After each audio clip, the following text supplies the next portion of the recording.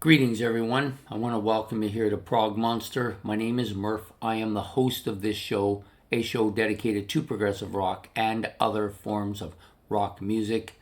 Today will be one of those other forms. We're back with the series that we're running for the month of August. This is my number four in my favorite 4 album runs. It's August the 28th. We've only got today and 3 other days to go. And we're coming right back with the same band we just left behind on day number 5. It's Black Sabbath with yet another run.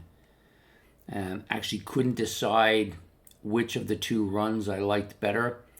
I think I finally ultimately chose this run because my favorite album from Black Sabbath is in the run. I think that's what made it happen. So we're going to start here with Never Say Die. Yes, I've heard the critics about this album being thin and they weren't cohesive because they were breaking up and all that stuff, but the songs are good on this album. This was one of my first Black Sabbath albums. When I bought Heaven and Hell, got me into them, so I started going backwards, and the first one I got was this one. For a reason, it was the cheapest one on the rack, and when you're 14 years old, in my case, I think I was maybe 60, and I didn't have much in the way of money at that point in time. I had some, and I decided that I will buy this one and see if I like that version of Sabbath as much as the version that I had, which had Dio in it.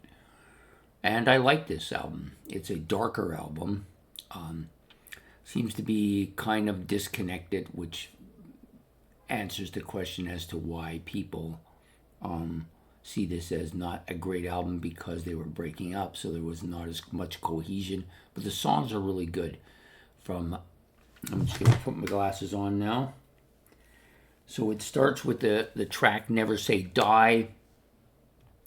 That's probably the single for the album. Good song, not a great song. Then you get into some of my favorite Sabbath stuff with Johnny Blade and Junior's Eyes. I think both of these songs absolutely killer, among my favorite. They're a little bit lengthy. There's a little bit of progginess here, almost like this is the beginning of that kind of metal era where there's a little bit of prog going on here. You know, I know people don't see it here, but I see it. There's that, especially when Johnny Blade with that kind of drum roll that's going on with the guitar going at the same time, really different. The Hard Road. This is a kind of another poppy kind of Sabbath attempt at a hit here. The rest of the songs not as great. Swinging the Chain is good. I don't mind that. Over to You is a little bit different, and Air Dance is a little bit different. Both of those I like. This is absolutely a good album. I wouldn't say this is a great album, but it's a good one, and it starts this run. The next album up, of course, is my favorite Sabbath album, Black Sabbath, Heaven and Hell. Iconic album cover. This is just as good, though. That little drawing at the back, I think maybe more so. Kind of reminiscent of the last Rainbow album with Dio on it as well, so I'm wondering if he had some impact on that. This has the first 6 tracks on this are absolutely killer. The last 2, Walk Away and Lonely is the Word, yeah, they're okay. They're not bad songs. They're just not strong songs. And Neon Nights comes crunching in here, announcing that Black Sabbath is fully on the metal sheet when this song comes out. Children of the Sea. This is it's a very different song for Sabbath, a very moody song, but I really like it. For a while on this album, it was my second favorite. You get the Lady Evil really ramping up the bass here, trying to create more of a heavy sound again. Heaven and Hell, which is probably the most well-known track on this album. This version, not too bad, not too drawn out like it is live. But it's still a strong song. And then you've got the Flip Side albums. First 2 tracks on that are killer. Wishing Well becoming probably one of my favorite Black Sabbath songs as well. Really crunching, banging song.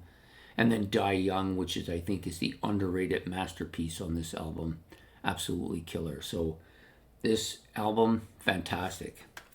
Next up on my run is the most recently labeled as a masterpiece album, Black Sabbath Mob Rules.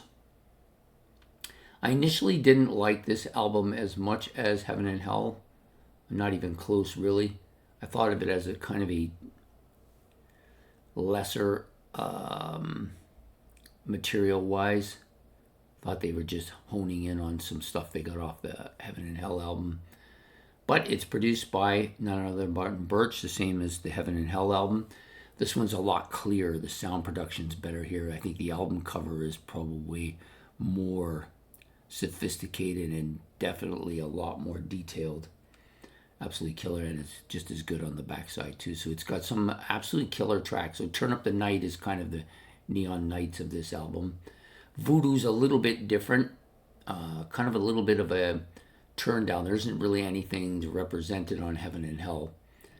Sign of the Southern Cross, this is a banger. This is a melodic, doomy, killer doomy metal song, which has grown on me. E5150, and just a bit piece with bringing in the Mob Rules, which is the song off of Heavy Metal. We talked about that the other day when we did the Blue Oyster Cult video. Country Girl, this is probably my favorite tune on the album now. Has been for a while. I just love it. It's kind of melodic, but just a lot of emotion in there. Just really killer track. Slipping Away, another really heavy track. This is a really showing the metal part of Black Sabbath here. Falling Off the Edge of the World and Over. Both okay tracks, but not fantastic, but finishing the album off in kind of the same manner as Heaven and Hell.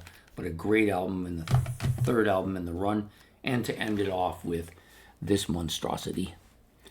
Yeah, I know it's a terrible cover, but for some reason I like it. It wasn't really well received by the religionists, as you can probably imagine why. But I like the purple and red contrast. I think it's great. And then you have that same thing on the back with this kind of a almost original Star Trek type infrared stuff going on. Yeah, so this, of course, doesn't feature Dio. He's gone at this point and replaced by none other than Deep Purple's Ian Gillan, and I just did a video recently on Deep Purple and Black Sabbath for my commonalities compared last Sunday, so if you want to check that out, you can. Yeah, absolutely some killer stuff here. This is a very heavy album. Lots of blistering tunes, but not really sounding anything like the Mob Rules or Heaven and Hell or even the original Sabbath. It's just another incarnation of this band.